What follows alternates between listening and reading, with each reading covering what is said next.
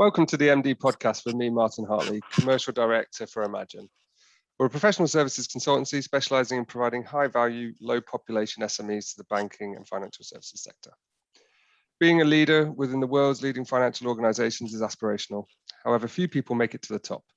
The Imagine podcast will offer interesting, insightful and frank discussions on the biggest issues facing directors and divisional leaders in the financial services sector.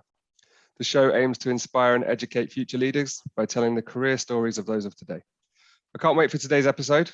I'm joined by Simon Olenka, CEO, Regional Head of the UK and Middle East at BNP Paribas Securities Services. Hi Simon, how are you doing? Hi Martin, good to be with you.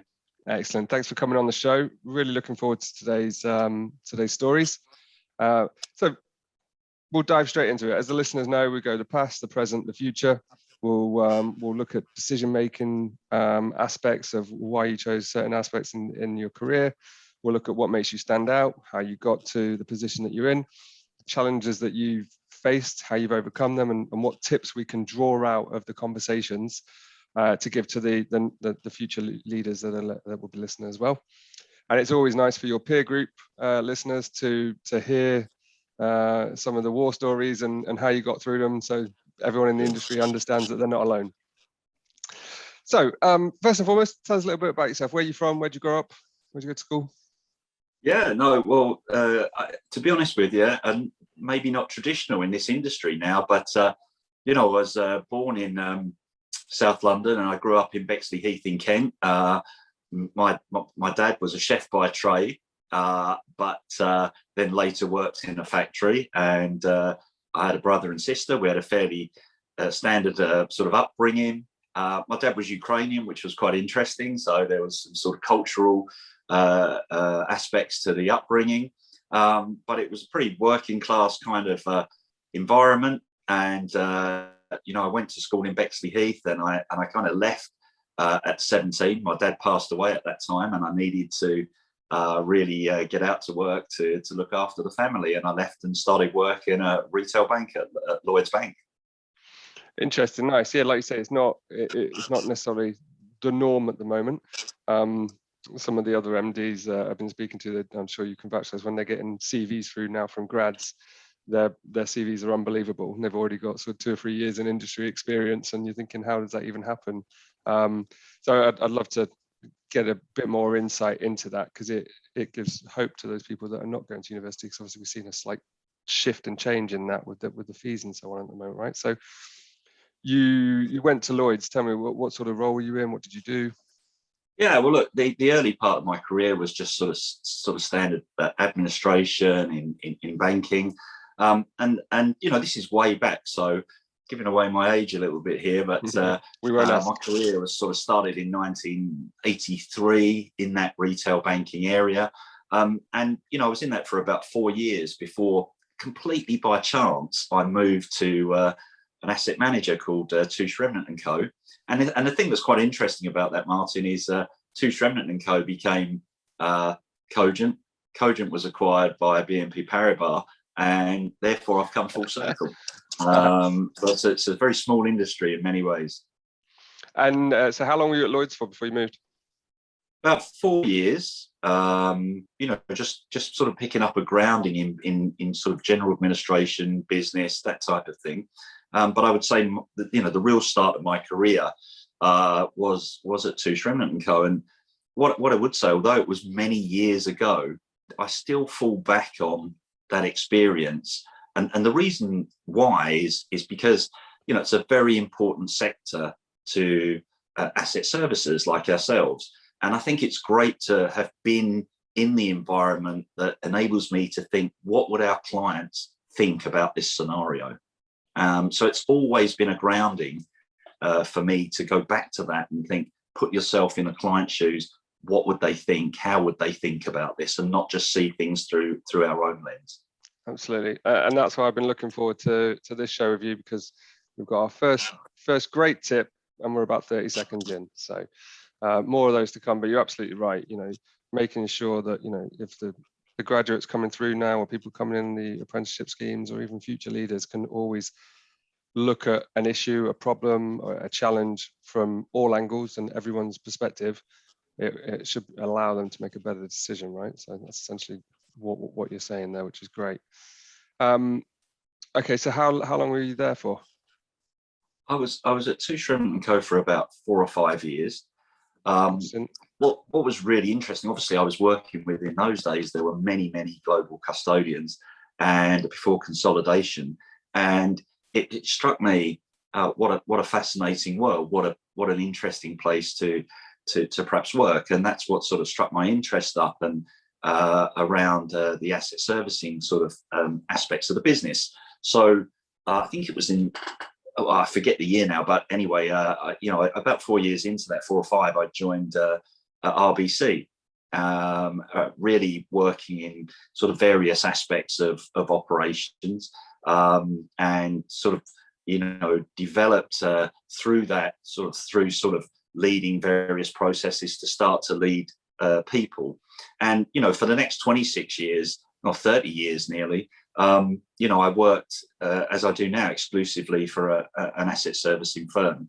26 of those years with RBC, and the rest was a combination of NatWest Markets and Lloyd's Securities Services.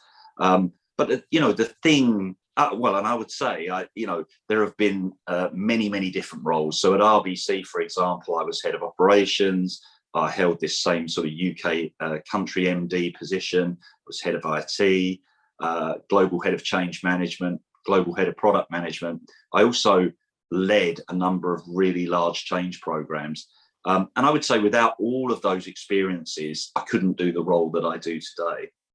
However, the one thing that has been consistent throughout my career for me personally has been my desire to lead people, to lead through change, and really to continuously develop my leadership skills. And where is that desire to lead people come from? I think it's just a natural evolution for me. I'm a people person. I believe that despite the fact that we are in an age of vast technology development, businesses are all about the talent that you have, and if you get the talent density right within any business, you're on a really good path to success. So for me, that was just something that I think I recognized early in my career. I enjoyed it. I enjoy the interaction with people, be that internally, with our clients, with our regulators. It's the really interesting part of any business, I think. And so, really I was following the part of my heart that was really enjoying those aspects of the business, Martin. Nice. Okay. And do you think have you taken after your mother, your father, anybody else in the family? Did you see those leadership skills in other areas of your personal life where you think, actually, yeah, that's where I get it from? Yeah, look, I think that there was some natural traits with my mum, who was sort of a leadership figure in my life. But the real truth was, early in my career, certainly at RBC, but throughout my career, I've just been very fortunate enough to have spent a lot of time with some really great leaders, and they've inspired me. And I'll come on maybe to talk a little bit about the importance of those throughout my career, but they've not only inspired me, but they've been my guiding source throughout all of these years. So I think that's kind of more where that came from, and also the fact, and I think this is very important, that I wasn't always the obvious candidate for certain roles, but some great leaders that I was working with at the time, clearly saw something in me, were prepared to take a chance on me. And, I'll be forever grateful to them for that and their guidance. Yeah, absolutely.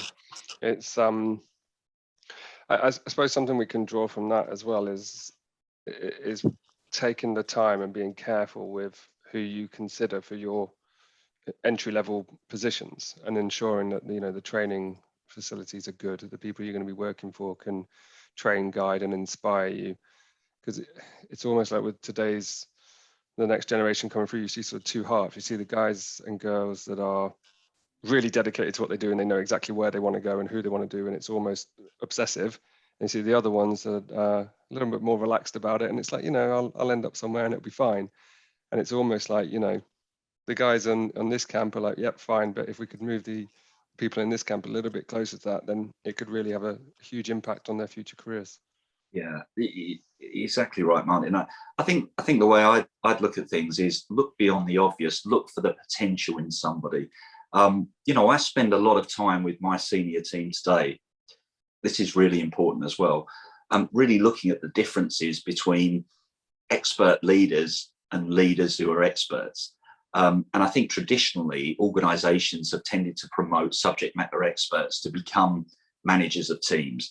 And look, sometimes that works and sometimes it doesn't. But for me, leadership is a distinct and valuable skill in its own right. And, being able to drive individuals and an organization forward, for me, it's all about that attitude.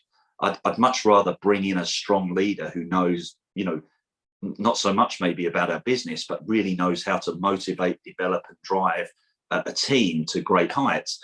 She or he can then learn our business, right? Because we all had to do that at one time. Yeah, absolutely. But by the way, for me, two paths. A technical expert's also critical, especially in a business like ours. Without that expertise, we're going to fail. But what we need to recognise is both skill sets equally. Really make sure that individuals are in the right roles and that they see their career paths as equal. They're just different career paths, different skills, different work preferences.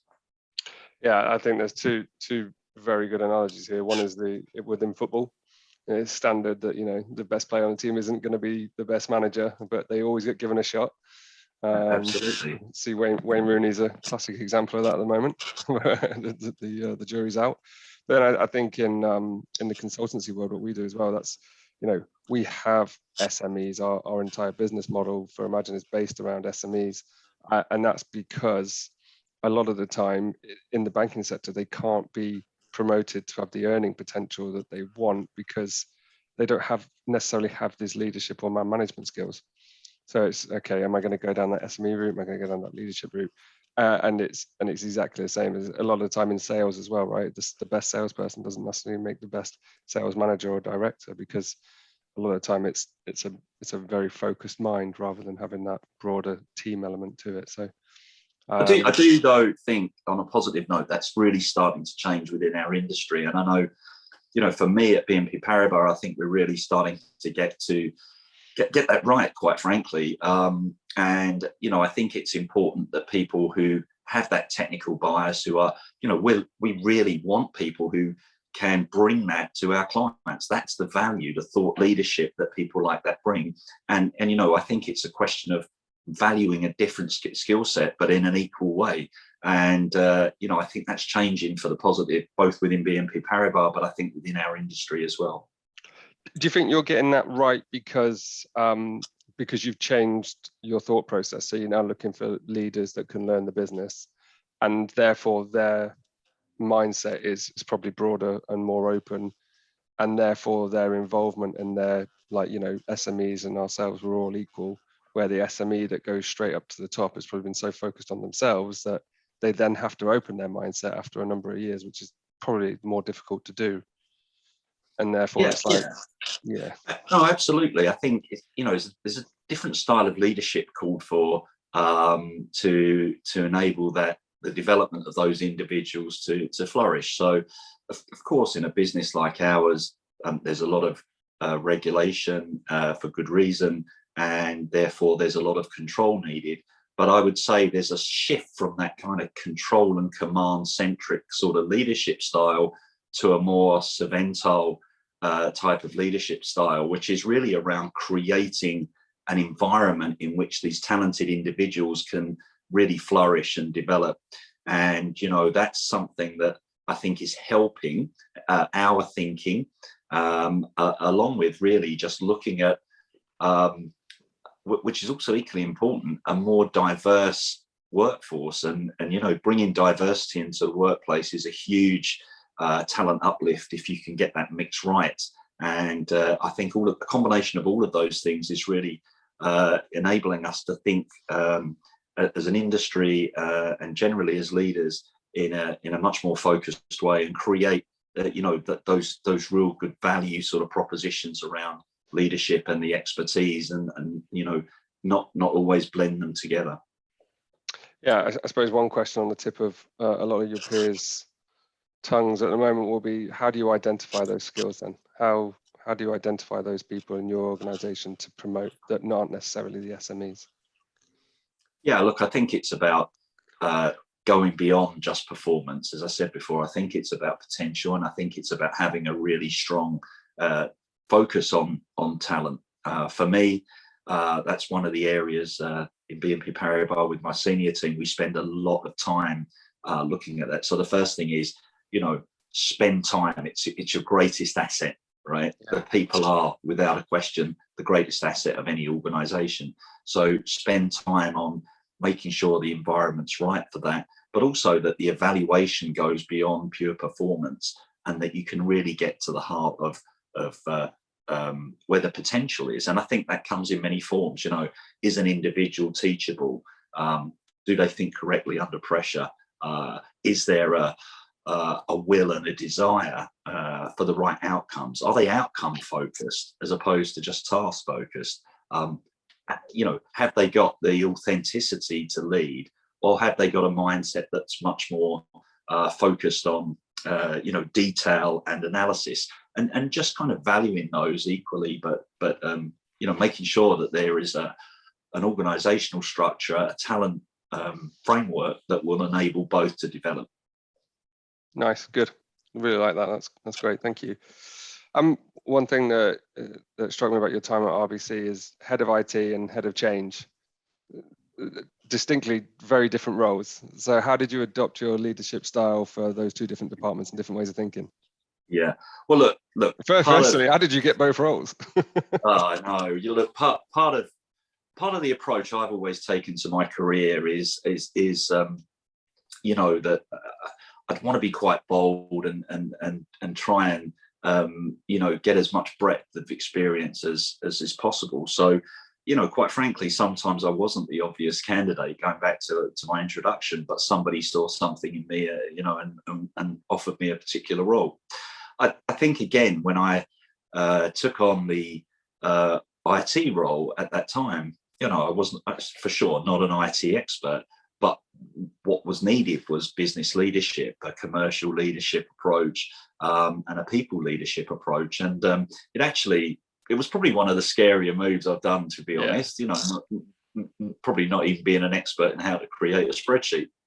But what I was able to do was bring a leadership, a focus, and I think that's what it's all about. If you get great people collectively focused on a goal, really believing in that goal, and then you can break that down into objectives that really give every individual a sense of how they're contributing to that. I think that's a big part of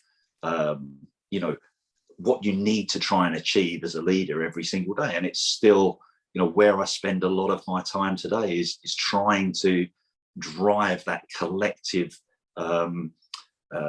team towards goals that people believe in and want to achieve. And I think that creates the motivation. So for me, there are common leadership threads throughout all of the different roles that I've taken on, that have really been the backbone to everything that I've achieved throughout my career. Good. And when you take on a role like that, do you handle the objections up front? Do you say, look, I'm not going to sit next to you and do a side-by-side coding exercise to check how good you are. That's not my job here. I'm here for the leadership aspect. How do you earn that respect from different areas of the teams? Yeah, I think, again, my style's always been to be very, very open and honest. I think if you're in a leadership role and you feel you've got to have all of the answers, you will fail. Yeah. And so, for me, it's always been very clear that I'm here to create an environment in which our talented people can succeed. And I've always been very upfront about that. For sure, the responsibility, sits ultimately with me. but that we'll do it as a team. I think, if you talk to anybody that's worked with me over the last 30 years, the team is everything. But then you've got to value the individual component parts of that team and not try and take over, some of the decision rights or some of the expertise that's in there. That's the very reason you've hired those experts in the first place. So, what I try and do is create, that understanding and that level of safety within the team and that collective sort of spirit that any team needs to succeed. Do you find that in order to do that, you really need to get to know the team on a personal level? How far is there a line, or is there not a line? Is there a boundary? How far do the business and personal understanding and knowledge of your team members go? Yeah, look, for me, of course, there's a professional persona that you need to manage in the workplace, but and indeed for me, a tip for anyone would be, it's really important that you can bring some of who you are into the workplace, and that you get to know that about the folks that are working with you. Everybody's an individual, everybody has different stresses and strains, and I think it is really important to get the best from yourself and from the team, that you really know each other extremely well. I've certainly, and again, it's an enjoyable part of work. Clearly there are lines where decisions need to be made, but that doesn't stop the fact that you can really interact and get to know people as human beings. And I think it's extremely important to help manage individual and team resilience, which is a subject very dear to my heart, and something that certainly for the last 2 years, as we've been working in a quite remote environment, is very, very important indeed. So, I would say absolutely it's important to understand what motivates an individual, some of the challenges that they have, either in the workspace or in home life, and try and support people through those times, because that's real life. Yeah, completely agree with everything you said there. I think it's a really interesting one, isn't it? Because you need to know each other. You need to be able to trust each other. I think you mentioned it a couple of times, creating that environment for letting people succeed. It's probably an aspect that's overlooked a lot. And it's really that's part of that skill that you said about leadership at the very beginning, that probably is not put on a job description. It's not talked about in the interview process, but that's where you're going to get the real benefits. Undoubtedly. And I've probably stolen these 3 words from a book that I've read somewhere, but talent, trust, tenacity. If you've got those 3 things within a team, both individually and collectively, then I think performance is not guaranteed, but there's a really strong likelihood that you're going to have a very performant team. Absolutely. You mentioned there about managing resilience. Just want to touch on that slightly. Should we dive a bit deeper into that? What do you mean by that? Well, I think there's been a lot of pressure on people over the years, and I think none more so than in the past sort of 18 months, where people have been working from home. I completely take my hat off to folks who've been doing that. Living alone, or 2 parents working, and they've got their children at home it's just incredible. But the strain that places on people, I think, well, let me tell a story. In 2013-14, having kind of, worked through my career, I kind of got to a place where, I thought I wasn't feeling very well, and I actually thought I had flu. I was in bed one Monday morning thinking I had flu, and I actually didn't get out of bed for the next 6 or 7 days. And it took me a long time to realize, but I'd hit a point of, people might call it burnout, they might call it, some sort of mental fatigue. But certainly it was a very challenging time for me, and I was brilliantly supported by the individuals and organizations that worked around me at the time. But to be quite frank about it, it was a period in my life where, I needed counseling, I needed I actually needed antidepressants, and it took me 3 or 4 months out of work to work that through. Now, with a a very supportive sort of family and a very supportive employer and people around me, I was very fortunate enough to be able to resume work and learn from that. But what I did learn from that is, two really important things, I think, Martin. One is, it's manage your energy levels more so than your hours. I was working an awful lot of hours in those days. And as a result of that, leaving very little time for home life, very little time for me as an individual. And so, when you look back at it, it's no wonder that you sort of set yourself on a path of, being miserable and ultimately, being depressed, which is it ends up in a chemical kind of situation. So that's a scary place to be. So I think, what I'd really go back to is being very self-aware, very open and honest, and, be able to have those conversations about, mental health and resilience just as much as we would, a physical accident or something like that. Yes, historically there's been stigmas to that, but there shouldn't be. There's no difference to breaking an arm or in the sense of it's still an illness. And I've taken myself to that place because I wasn't aware of myself enough. I wasn't honest enough to have the conversations. B, I was just pedaling faster on the treadmill rather than working smarter. And I think the final thing, if I'm very, very honest, and this is probably my number one tip for anybody, is I was actually at a point where I was driven more by a fear of failure than I was by what I could achieve. So if you think about a combination of those things coming together, you're working longer and longer hours, you're trying to avoid failure rather than going in for to work with a vision and view of what you can achieve. You can very quick, and you're denying yourself any free time, you can quickly see how you can get into that place. My own perspective is it's all too common, and it's something that we need to, I think at BNP Paribas, we're very supportive of those types of conversations, and I think in the industry it's improving, but we need to, make sure we're taking care of our own and our team's resilience, and things like sort of presenteeism that you perhaps have seen in the industry in the past being important. They're not. It's about outcomes. It's about managing the energy to get to the right outcomes for a business, and balancing that with home life a little bit. Yeah, thank you for sharing that story. First and foremost, really appreciate it. It's important to say, like at this time as well, you're at MD level, obviously managing large teams, really successful. You've had some great roles, and obviously you're in a really supportive environment of RBC.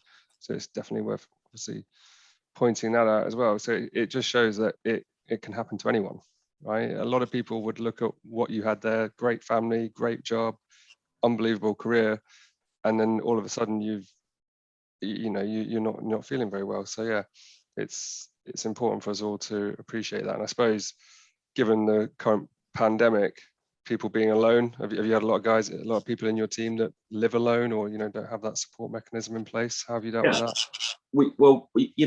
We've spent a lot of time in contact with our teams, and we've made sure that both socially and as well as business content, that we've had a lot of what I call virtual face-to-face, but through video, and really connected with people and tried to get to those conversations, really understanding how people are doing, how they are managing. And I think that's been important. We've also adjusted some of our sort of business practice for the better, which for example, instead of perhaps having a quarterly or a monthly all team meet, we now move that to fortnightly. They're quicker, they're shorter, they're sharper, but we allow a lot of time for audience into participation as well. So I think that's that's been something that I know people have appreciated. We've also made sure that we've tried to create some virtual events that have just been fun.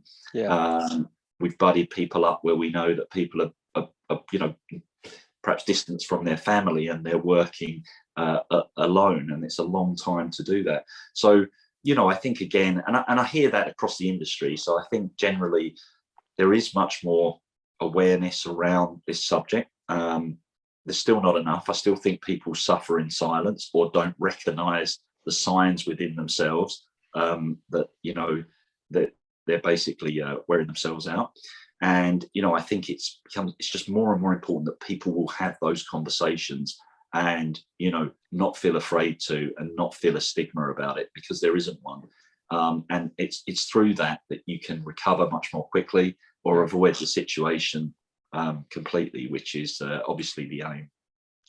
Well, one thing you mentioned there was you felt really well supported from work. I mean, what did RBC and your managers at the time do really well that obviously the listeners can learn from that?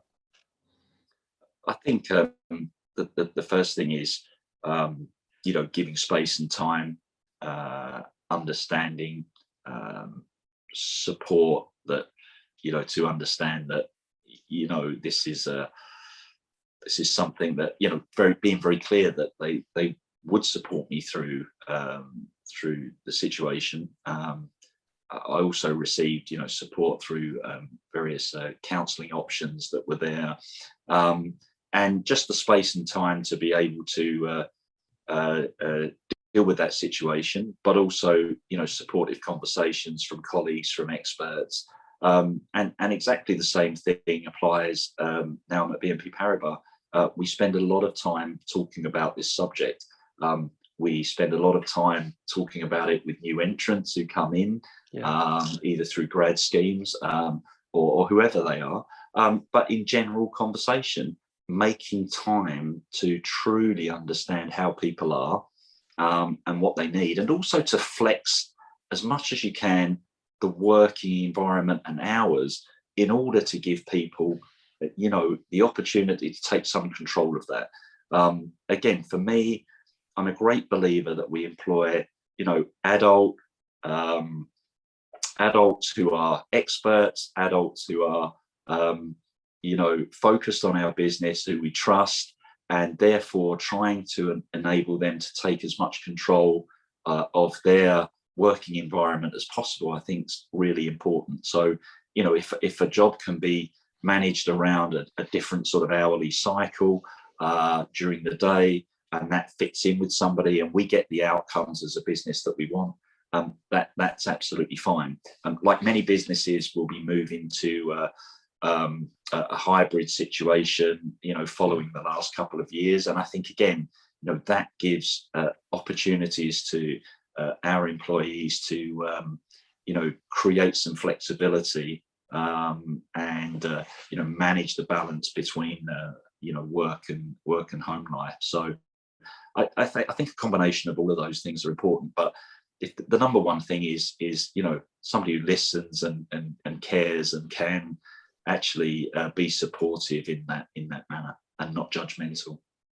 I think a lot of it goes back to what you said earlier about what makes a great leader as well, right? It's that authenticity. So someone actually cares, and they genuinely care. Yeah, and they will listen. Yeah, exactly. And if you've got the right leadership team in place, they should have those skills and those traits anyway, and therefore makes it a lot easier. Exactly. It's interesting, isn't it? Because it's hopefully the next generation coming through, the stigma around it, or the issue or the concerns around it should be limited, really.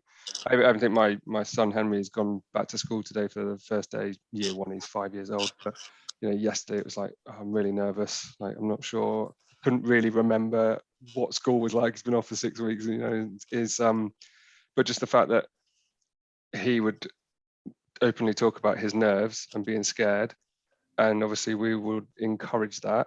I know at his school they've got a wellbeing centre, so if anyone's not feeling quite right but there's nothing physical with them, they go to this wellbeing centre, which is a really nice room. An independent lady consultant who's qualified to talk about those things, who the school employ, is just there for all the students. It's just, I've never seen that before when we were looking around schools and stuff, so I thought it was a great aspect for that. So obviously they will come up and grow with more ability and flexibility to actually discuss these challenges that they're facing, and so hopefully it'll be a much better place for them. I think absolutely, and I think it's in the generation that's coming forward. I think it's a strength. It's seen as a strength to show that level of vulnerability, not a weakness. And I think that's, well, to be fair, I think that is an adaptation that's happening across, our industry. And again, certainly at BNP Paribas, I think it's very much encouraged, and that's a great thing. Great. Okay. Well, thanks very much for sharing that. Really appreciate that. It's a great insight, and there'll be a lot of people that are listening that can resonate with that may be going through it now, and hopefully that will help them speak to someone, or has probably been through it in the past, certainly. Okay, so you get to the end of a 26-year tenure of RBC. What's the thought process there? And there'll be a lot of people in that position now as well, where they've done 25, 26 years with an organization. They think, should I change? Should I not change? It's a risk. What was the decision-making process there for going to BNP and creating that full circle, as you put it? Yeah, look, I mean, it was pretty straightforward for me. I had a great career at RBC, fantastic organization. I was 50, and it was, do I stay or buy a Ferrari for the rest of my career, or do I try something different? And one of the things you can see, Martin, throughout my career, I would say, is every 2 or 3 years. The reason I stayed so long at one organization was that every 2 or 3 years, that organization was fantastic at saying, here's an opportunity. We think you could do it. Do you want to apply? Do you want to be part of this? So that was wonderful. And after 26 years, I think my natural sort of thirst for challenges just took me to a decision that said, let's try something different. I'd had a great time, at RBC. And again, I'll come back to the fact that having core mentors and great people throughout your career is important. And there were people who were a connection for me between RBC and BNP in that kind of role. And so the opportunity came up, and I just thought, look, I really want to try something different. And to be quite honest, so it's now 3 years into my time at BNP Paribas. It's a sensational organisation. Despite the fact the very first day I walked in, I felt like I was 18 again, didn't know anything, quite frankly. And I joined as COO, so to run operations, change, and IT. But it's still, you still feel like a fish out of water. But what I would say is, for a very, very small space of time walking into BNP Paribas, it's a great organisation, very welcoming. And one of the things, it's just been a joy, quite frankly, to be part of the organisation. So again, maybe it was something to learn from that, which is, don't be afraid at any point in your career, if it feels like the right thing, and you're in a position to do it, do so. But I've always looked for challenges, not particularly roles, but challenges that I think, can I add sort of 50%, 60% of value? Is there a 50-40% stretch for me, learning, development? And if those combinations were there, I've generally said yes to it. And that's kind of pretty much how I've gone along with my career, and no different, and great outcome. Very, very pleased to be part of BNP Paribas. There's some great tips in there. Obviously, looking at outcome based, which you've mentioned a few times, which I think has got to become standard for today, in today's market. But then it's really interesting what you said there about, the percentage splits on, is it a challenge for you, and are you going to get something in return? Are you going to learn? And I think that's great. I always say to people when they're interviewing with us or they're offering advice, it's a two-way process. It's got to be a two-way process, and it's got to be right for both sides of the coin. Because if not, the opportunity is far too costly otherwise, right? Absolutely. So I think that's some really good tips. So tell me about the role that you're doing now. Well, so now I have the privilege, really, of running our security services business in terms of the UK and Middle East. So our business development, running our sort of people environment, obviously big regulatory agenda, and making sure that we are in really good compliance with any regulation. But again, I would say it's the same. It's a people agenda for me. It's about creating greater talent density. It's about developing people. It's about succession planning. It's about making sure, you know, we are robust in terms of the long-term sustainability of our business.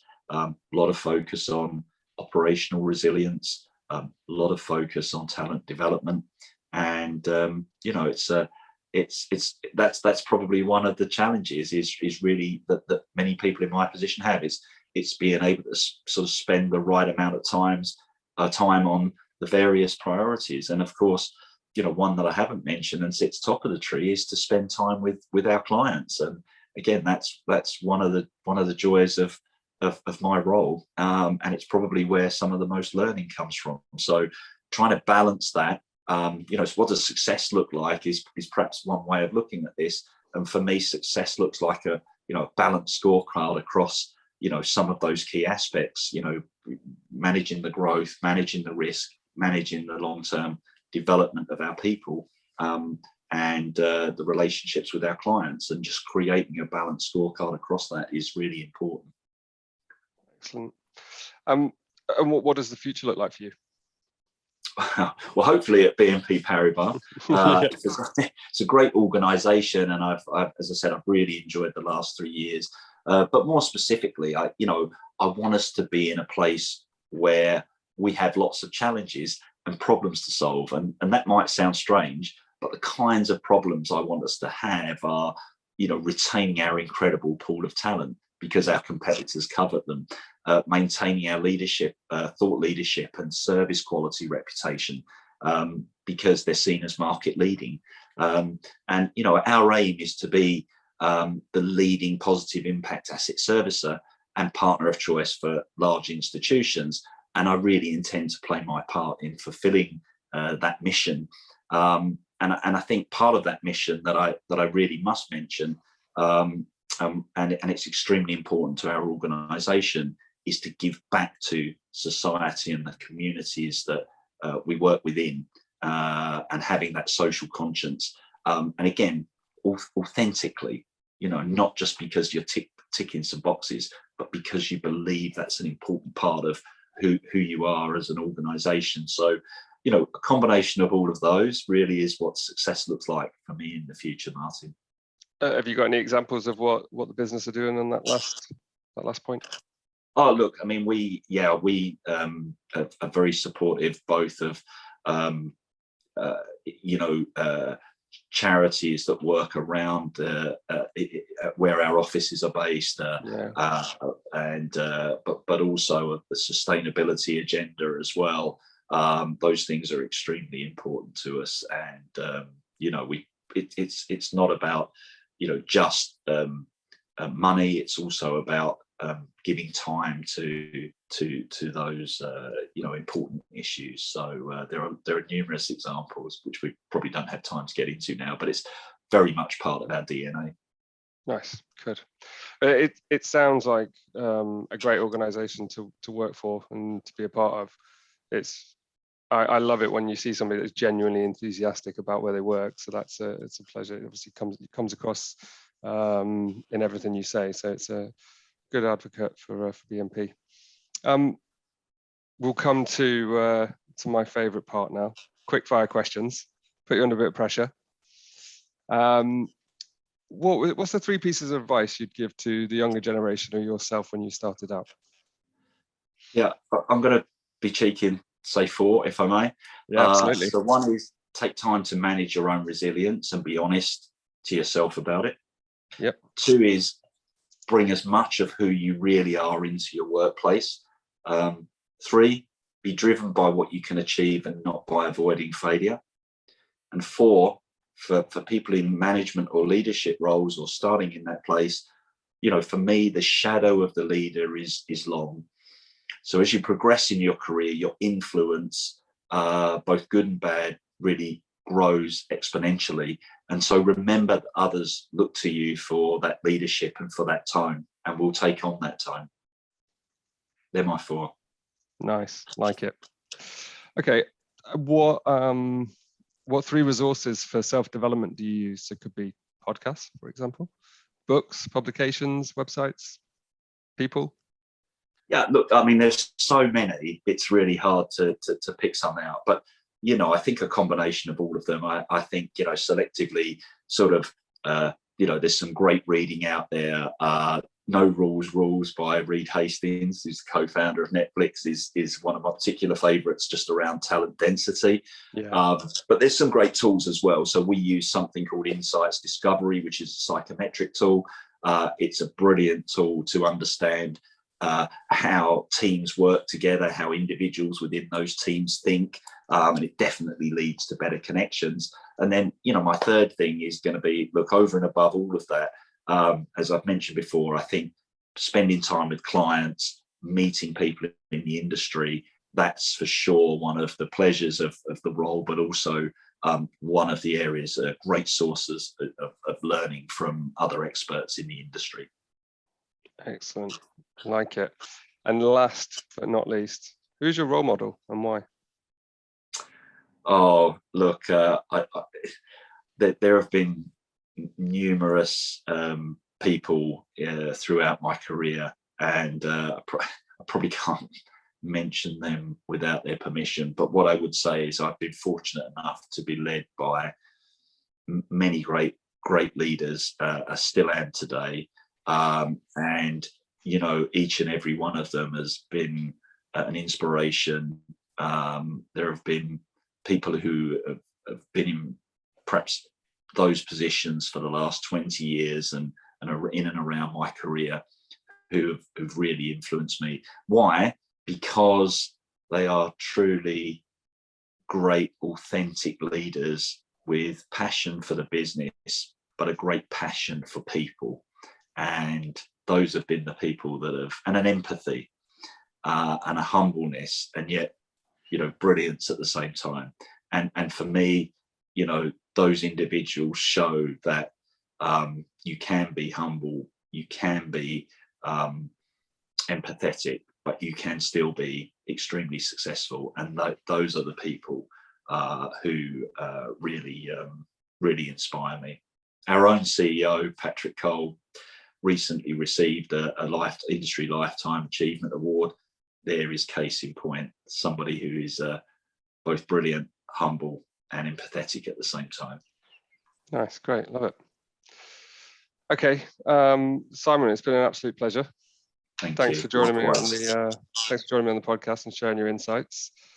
Genuine example of the boy who did good, coming straight out of school and making it all the way to the top. So really interesting to hear your thoughts on leadership, resilience, managing resilience, and obviously lots and lots of tips and hints for the future generation and aspiring leaders. So thank you very much. Really appreciate it. Oh, thank you very much, Martin. It's been a pleasure, and I hope there's something in this for that helps people who are listening. So thank you very much indeed. Absolutely. Thanks and good luck. And to our listeners, thanks for tuning in. I hope you've enjoyed listening. If you've enjoyed it, please share and pass the pod. But obviously, let's not tell Crouchy's legal team about that one. Thanks a lot.